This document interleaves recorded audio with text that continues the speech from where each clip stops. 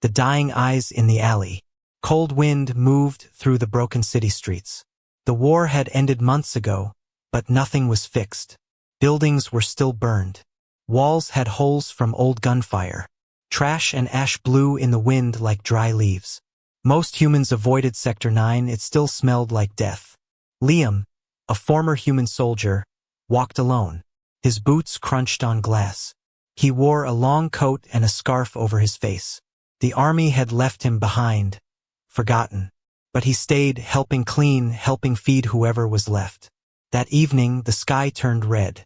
Smoke from distant fires covered the sun.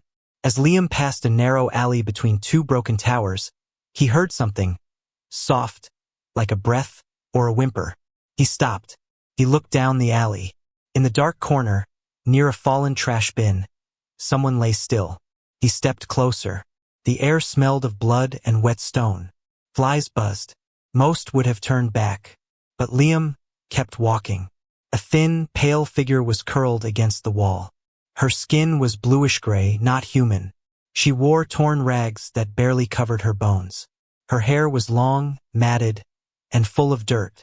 She didn't move except for her eyes. Those eyes were large and golden, wide open. They stared at him, not begging, not asking, just waiting. Liam stood there, frozen. He had seen hundreds die in the war, but this was different. She wasn't just dying. She had already given up. Her body was still alive, but her soul had stepped away. He looked closer. She was clutching something to her chest. A bundle. He crouched slowly, careful not to scare her. "You alive?" he asked quietly. No answer. Her eyes just blinked. Slow, dry blinks. He reached out, slowly, and touched the bundle. A soft sound came out. A baby? No, a child. Thin arms. Sharp cheekbones. The girl was barely breathing. Liam felt something tighten in his chest. He looked around. People were watching from windows and shadows, but no one came closer. No one helped. "She's not one of us," someone whispered from behind a broken wall. "She's a widow," another voice said. From the other side, Liam remembered the stories. Alien soldiers, brutal, merciless. But she didn't look like a soldier. She looked like a mother who hadn't eaten in weeks. He stood up and reached into his coat. His last ration bar. He had saved it for tomorrow. He hesitated. His stomach growled. Then he broke the seal and knelt down again. "Here," he said softly. The alien woman blinked. She didn't move. He placed the bar in front of her, close to her shaking hand. First, nothing happened. Then her fingers twitched. Slowly, she pulled the bar close. Her lips moved, but no words came. Only breath. The child moved, coughed. Liam took off his scarf and pulled out a small metal flask. It had half a cup of water left. He uncapped it, held it to her lips. She sipped weakly. Then the child. He let the little girl drink. People stared, but no one spoke. No one stopped him. Liam stood, hands shaking slightly. He looked down at them, the alien woman and her daughter, curled together like forgotten shadows. He turned to leave, but then, a cold, weak hand touched his boot. He looked back. Her eyes, they were wet now, still golden but softer. Her lips moved again. A whisper, a sound. "Vila." He blinked. "Vila?" he repeated. She nodded once, slow. That was her name. He stepped back. The girl coughed again. He looked up at the darkening sky. He couldn't leave them there. Not tonight. He took off his coat, wrapped it around the child. "Come on," he said, mostly to himself. He bent down and helped lift the girl first. She was light as feathers. Then Vila. She tried to stand but collapsed. He caught her. Somehow, she smiled through cracked lips. Liam didn't smile back. Not yet. He just walked, holding them, one in each arm, back toward the old bunker where he stayed. The night wind followed them, and the eyes behind broken windows kept watching. But no one stopped him. No one said a word. The bunker was dark, cold, and half buried under collapsed stone. Liam hadn't brought anyone there before. It wasn't much, just an old military shelter with a steel door and a flickering solar lamp inside. But it was safe, hidden, and for now it was all he could offer.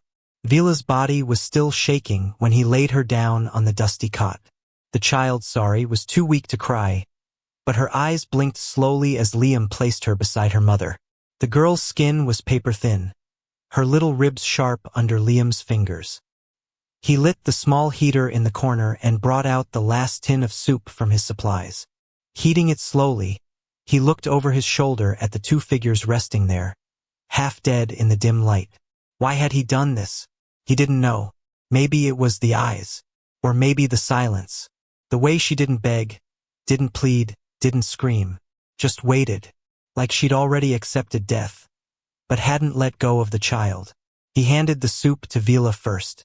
She took the cup in both hands, trembling. She drank slowly, careful not to spill, then passed the cup to her daughter without a word. The child drank what was left and leaned into her mother's chest. Liam sat on a crate and watched them. For a while, no one spoke. Outside, the wind howled. Inside, there was only breathing, the soft clicking of the heater, and the quiet sound of survival. He didn't sleep that night. Instead, he cleaned an old blaster, checked his maps, and counted what little food he had left. By morning, the girl had fallen into a deeper sleep, and Vila was sitting up. Her eyes met his. She tried to speak again, but the words broke. Liam reached into his backpack and pulled out a small device. A translator, old model but still working. He slid it across the floor to her. She picked it up, turned it slowly in her hands, then placed it near her throat. Her voice came out scratchy, mechanical, but it was her. "You gave food," she said. He nodded once. "Why?" she asked. Liam shrugged. "Didn't seem right to let you die." She looked down. "We were nothing. Trash. Forgotten." "Not to me," he said. Vila looked at her daughter, then back at him.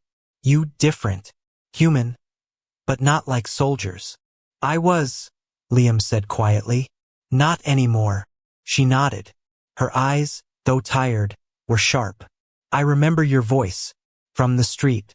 It didn't sound like anger." "I was angry. But not at you." At that moment, stirred. She whispered something in her own language, soft, musical words. She says, "You smell like metal." Vila translated with a faint smile. Liam raised an eyebrow. "I guess I need a bath." Vila's smile didn't last long. She looked toward the bunker door.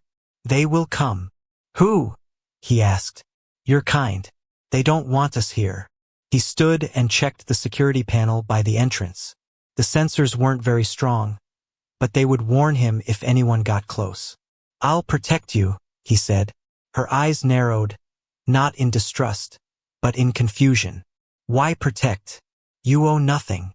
"I know," Liam said. "That's the point." He pulled out a small tin of dried fruit and placed it near them. Then he left, only for a few hours. He moved through the ruined streets carefully, checking old supply crates, raiding vending machines still stuck with melted food. He found a few packets of powdered protein and a cracked water filter. Good enough. But someone followed him. He noticed the shadow when he reached the second alley. Two men, human scavengers.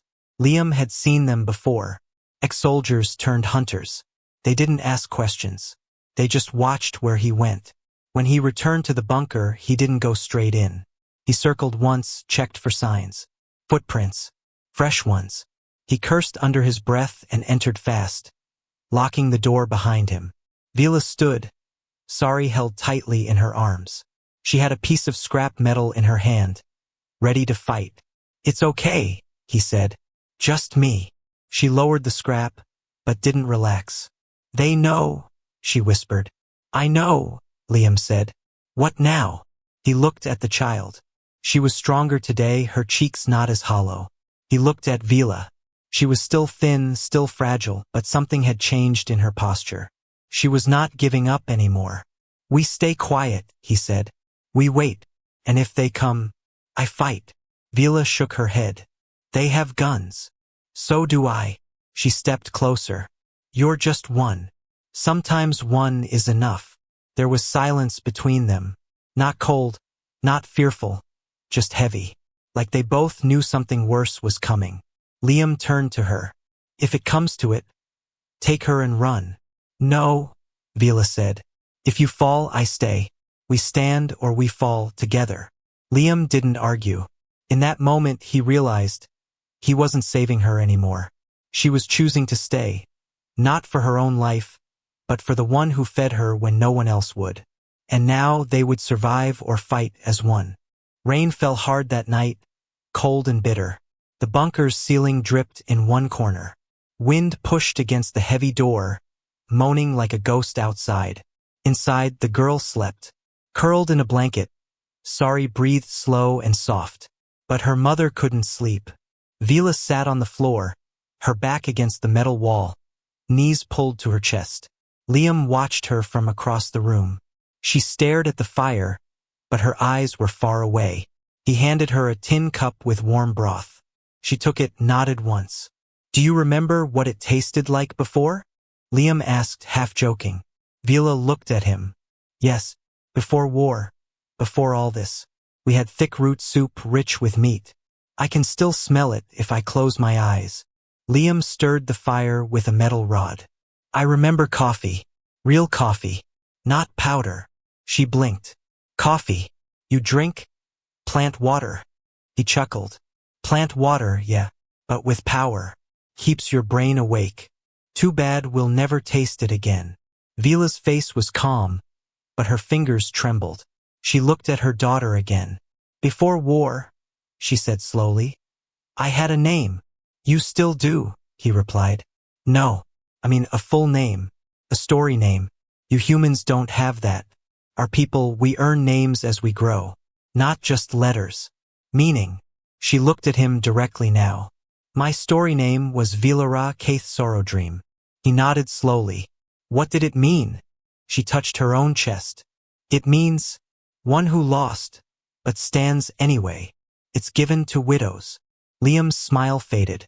I'm sorry, he said. She tilted her head. You lost someone too. It wasn't a question. He didn't answer for a long time. Then he said, Brother, my unit. He died saving me. She lowered her eyes. That is pain humans understand. Thunder cracked outside. A loud rumble shook the walls. Sari twitched in her sleep. Vila rose and tucked the blanket tighter around her. She's stronger today, Liam said. Yes, because of you. He looked down. She shouldn't have to grow up in this mess.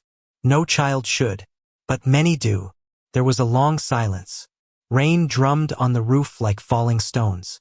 Then Vila whispered, You need to move us. Liam looked up. What? Scavengers came earlier, she said quietly. I didn't wake you. They tapped on the vents. Listening. He stood fast, grabbing his weapon. No sound since. She shook her head. But it's a warning. They smell food, smell weakness. We are 3. They are many. Liam clenched his jaw. I have one last safe house. Old map storage building. Underground. When? Tomorrow. At first light. Vila nodded. But the next morning, the plan changed. Before dawn, Liam stepped outside to check the area. He didn't go far, just up a nearby stairwell to scan the street with binoculars. That's when he saw it. Smoke. Not from buildings. From signal flares. 3 red ones. Military code. His chest tightened. The flares weren't from human soldiers, not anymore. Someone else had found the old signal gear. And they were marking the area. For what? He rushed back to the bunker. Inside, Vila had already packed their things. Sari was half awake, holding a small rag doll made from old cloth. We go now, she said before he even spoke.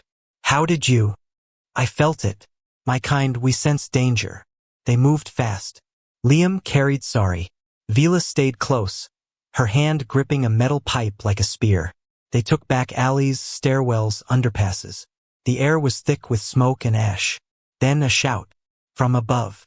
2 scavengers, rifles in hand, spotted them from a rooftop. Liam ran.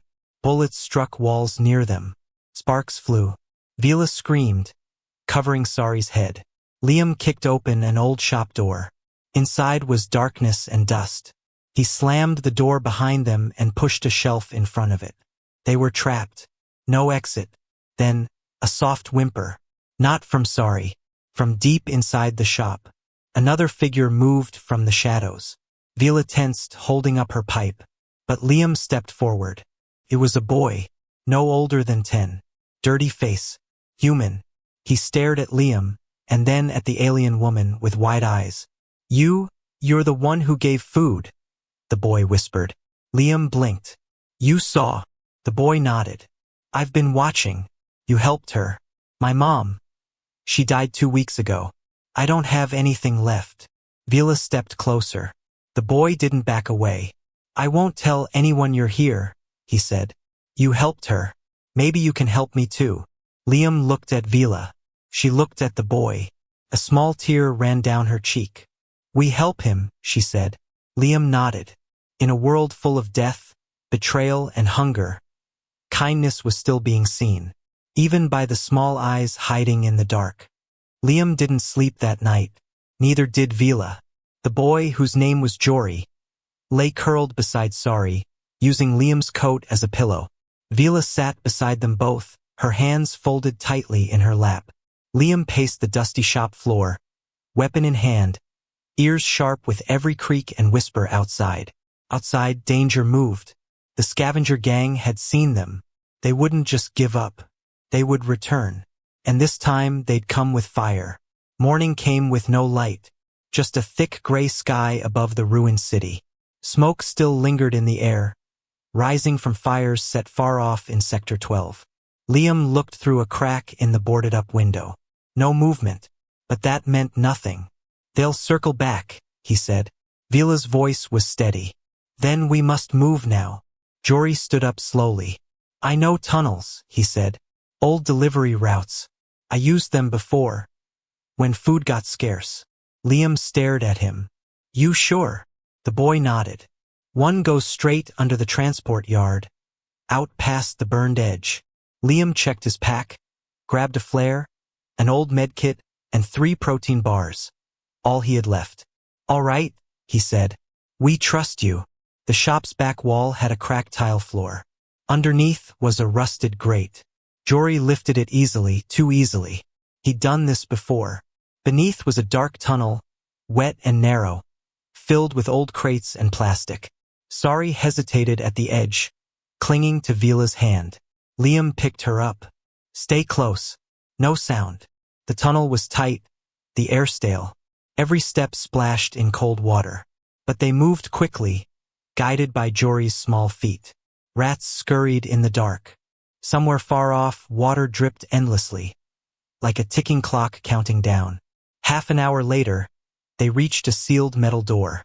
Here, Jory whispered. This one opens behind the yard. Liam tried the handle, rusted shut. He placed his shoulder against it, pushed hard, once, twice. It groaned, then burst open. But sound echoed, too loudly. From above, feet pounded across the transport yard. They heard us, Liam said sharply. They climbed into the open, a broken courtyard full of crushed cargo crates and old transport trucks. Beyond it, the wasteland stretched, dry land, wind, and freedom. If they could reach it. Run, Liam shouted. Jory grabbed Sorry's hand and bolted. Vila followed fast. A shot rang out. It hit the ground near Liam's feet. He turned and fired back, one shot, enough to scatter them. More shots. Sparks flew from the metal crates. Liam ducked, returned fire. Vila stopped, looked back. Go, he shouted at her. But she didn't run. Instead, she turned, grabbed a steel pipe from the ground, and charged at the gunman flanking from the side. Liam's heart stopped. She struck the man's arm hard, knocking the weapon loose. The scavenger screamed. Liam fired 2 more times. One bullet hit the wall, the other struck metal and ricocheted. Vila took a blow to her shoulder, but didn't fall. She grabbed the weapon the scavenger dropped, and ran back toward Liam, breathing hard, blood on her sleeve. They sprinted together toward the fence at the edge of the yard. Jory and Sorry had already crawled under a torn section of wire. Liam lifted Vila and pushed her through. Then he turned one last time. The scavengers weren't chasing now. They were watching, confused. Why? Because a human was fighting beside an alien mother, protecting her like his own. Liam didn't care. He crossed the wire and didn't look back. They moved into the wastes. Dry plains once filled with life, now only wind and dust. Hours passed. Jory led them to a small cave, half hidden behind a boulder. There they rested, safe for now. Vila's shoulder was bleeding. Liam cleaned the wound with the last of his water. She didn't cry. "You should have left me," she whispered. Liam shook his head. "No, we stay together." Sari crawled into her mother's lap. Jory leaned against Liam's side, quiet, and for a few minutes they were just people. Not species, not enemies, not broken survivors, just four souls who refused to let the world crush them. The fire inside the cave burned small and warm. Vila looked at Liam, her voice softer than before. "You gave us food," she said. "But more than that, you gave us a reason to keep walking." Liam looked at her, then at the child in her arms. He smiled faintly. "We're not done walking yet." The sky had no stars. Dust and smoke covered everything above the wastelands, leaving the world in a sick, gray glow. Even time felt broken here. No day, no night, only silence and wind. Inside the cave, the fire had died. Jory was still asleep, curled with a blanket over his head. Sari breathed softly, her small hand resting on her mother's chest. Vila hadn't closed her eyes all night. Pain pulsed through her injured shoulder, but her heart beat louder than the pain. Faster, tighter. Liam stood just outside the cave, his coat flapping in the wind. His rifle hung by his side. His eyes searched the horizon. "They'll keep looking," Vila said from behind him. He nodded. "Yeah, and when they do, they'll bring more men." She sat beside him, wincing slightly. Her arm was bandaged now, but the wound had begun to swell. Infection was coming. "There's an old clinic," Liam said. "South of here, underground. If the meds are still there, we might stop the fever." Vila didn't ask if it was dangerous. She already knew. "I'll go with you," she said. Liam looked at her. "You should stay. You can't fight with one arm." "I have another," she answered quietly. They left before the children woke. Jory was a survivor, clever, watchful. Liam trusted him, strangely. He left the boy with the rifle and a few quick words. "If we're not back in 6 hours, run. Take her somewhere safe." Jory didn't argue. He just nodded once. The walk to the clinic was rough. The ground was cracked, dry, and hot beneath their boots. Old metal bones from broken machines poked out of the sand, like graves from another time. Vila walked slowly but never stopped. Liam offered his hand. She refused. They reached the entrance just past midday. A half-buried hatch marked with a red cross, faded and scratched. Liam yanked it open. A staircase led down into pitch black. "I hate basements," he muttered. Vila smiled faintly. "Afraid of dark? Afraid of what's in it." They stepped down. The air changed, cooler, heavier. Inside, the old clinic was still there. Tables, shelves, medical boxes scattered everywhere. Blood stains on the wall told them someone had been here before. A long time ago. Liam turned on his flashlight. Boxes of supplies were tossed open, looted. But behind a locked door marked emergency storage, the metal was still sealed. He pulled out a wrench, pried at the lock. Click. The door opened with a loud creak. Inside, vials, bandages, old pills sealed in plastic. Jackpot. Liam stepped in. And that's when they heard it, footsteps above. Then voices. "They tracked us," Vila whispered. Liam cursed under his breath. "They followed our footprints." "How many?" "Too many." He pulled the emergency bag from the shelf, threw in everything he could, then handed a small pistol to Vila. "You know how to use this?" She nodded.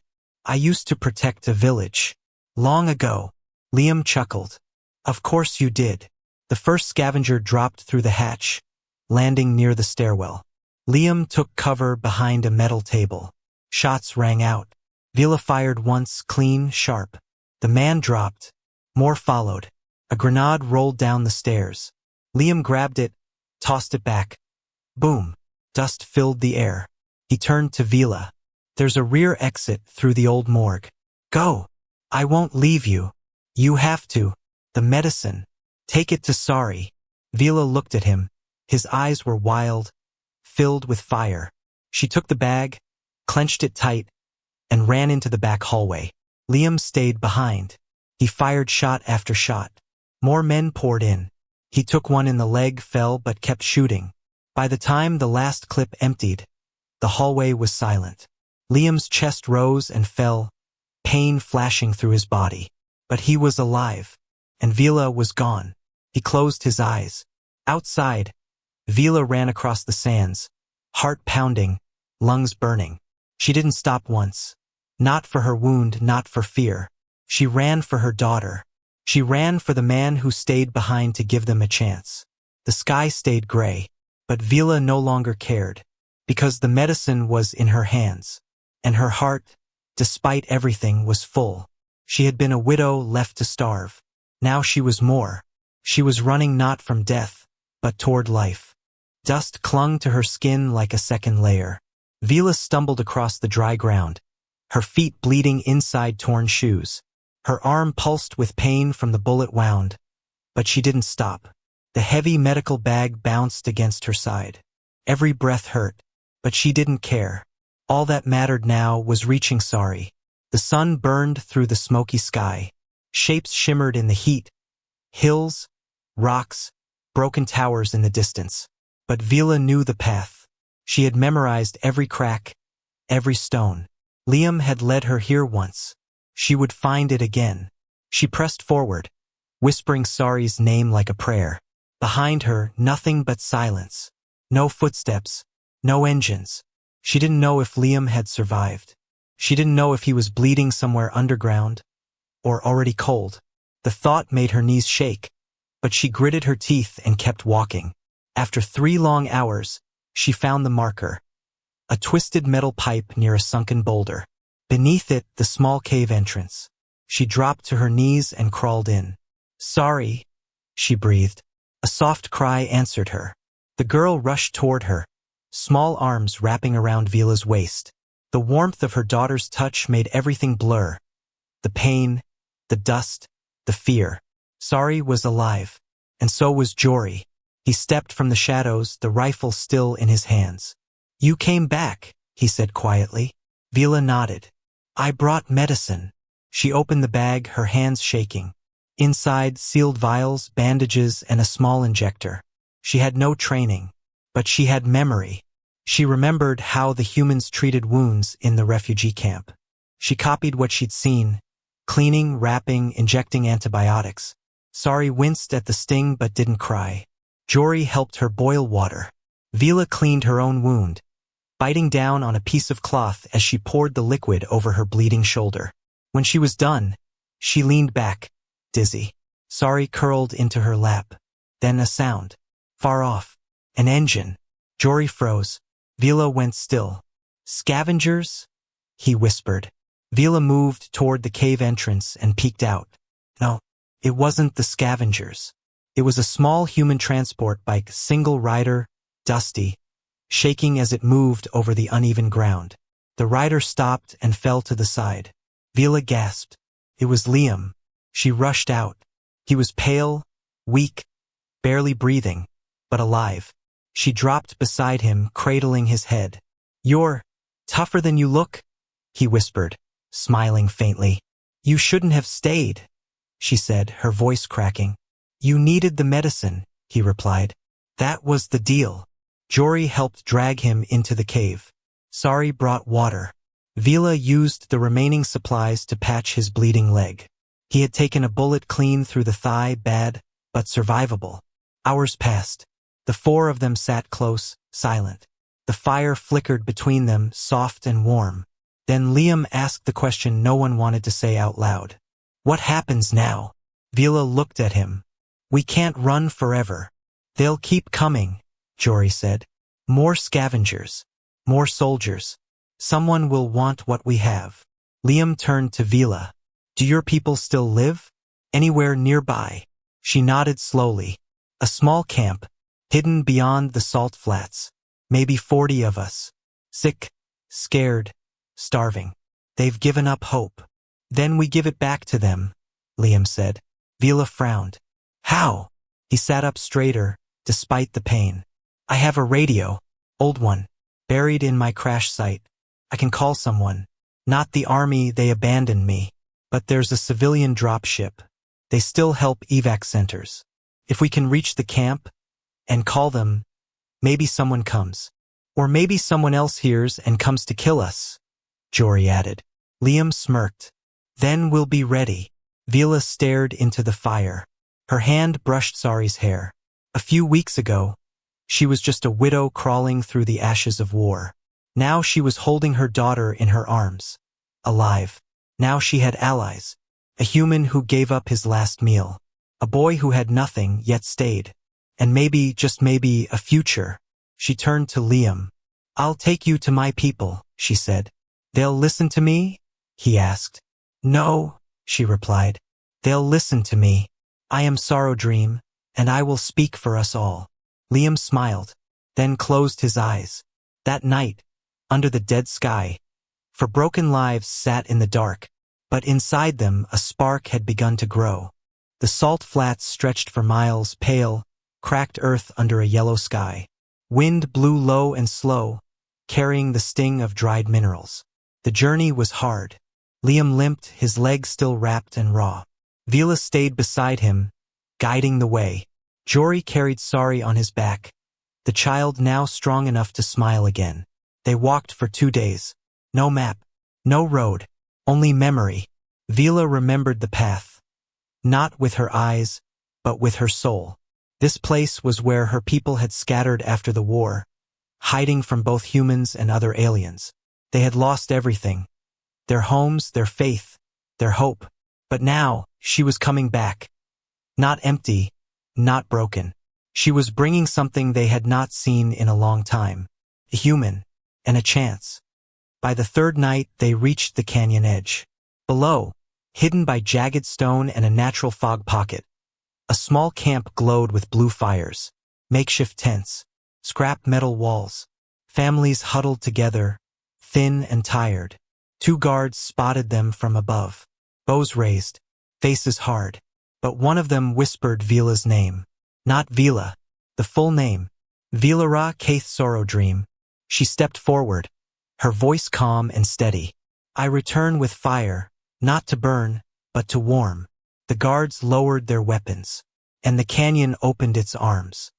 Inside the camp, whispers spread like wind. She came back. Is that a human? Did she survive the wastelands? They gathered in the central circle, where a rusted power core flickered weakly. The elders emerged, tired, thin, their eyes empty of light, until they saw her, and saw what she brought. Vila placed the medicine bag down gently. She looked at the crowd. I have not come to beg. I have come to offer. A murmur. She stepped aside, and Liam stepped forward. He stood tall, even with his leg shaking beneath him. My name is Liam Carter, he said. I was a soldier. I was left behind, forgotten. But one alien mother reminded me what it means to be human. The crowd stayed silent. He raised the broken radio from his coat. I can call help, he said. I know someone. Someone who still listens. A civilian ship. If we're lucky, they'll come. They won't ask who you are. They'll just lift you away. One elder stepped forward. Why would you help us? Liam looked at Sari, then at Vila. Because someone gave me life once, when I had nothing. I'm just returning the favor. Another voice shouted from the crowd. They'll kill you if they find out. A human helping aliens? I already died once, Liam replied. This is my second life. Silence again. Then, something soft. A child clapped. Sorry. Then Jory. Then others. A sound like falling rain, hands joining hands. No one cheered. But they didn't turn away. That night, they built the antenna. Liam showed them how. Vila translated his words. Old parts became new tools. Metal rods became signal towers. Took 3 days. But on the fourth morning, Liam flicked the switch. A static hum filled the canyon. Then, a voice crackled through the radio. "This is civilian rescue vessel Solace Dawn, responding to emergency beacon. Coordinates received. Confirm situation." Liam held the mic. "We have over 40 refugees. Mixed species. Starving. Unarmed. We need evacuation." A pause. Then, "Confirmed. En route. 48 hours. Prepare landing zone." Everyone in the canyon heard it. Children stared at the sky. Mothers wept. The elders fell to their knees. Vila stood still, tall, eyes shining. Liam looked at her. "You did it." She shook her head. "No, we did." 2 days later, the ship appeared. A shining star against a dead sky. Its engines roared like thunder. Dust rose. The wind screamed. But no one ran. They stood together, hand in hand, species side by side. The ramp opened. And for the first time in years, hope walked down from the clouds. Liam sat near the hatch as the last of the refugees boarded. Vila stood beside him. Sari was asleep on her shoulder. She looked at him, eyes wet. "You gave me more than food," she said. "You gave me more than a mission," he replied. "Where will you go?" she asked. He smiled weakly. "Wherever you do." She looked down at Sari, then back at him. "Then we go together." The ramp closed. The ship lifted. The canyon vanished beneath them. And as the world below grew small, a widow, a child, a boy with no home, and a soldier who gave his last meal, left their pain behind, not as strangers, but as a family.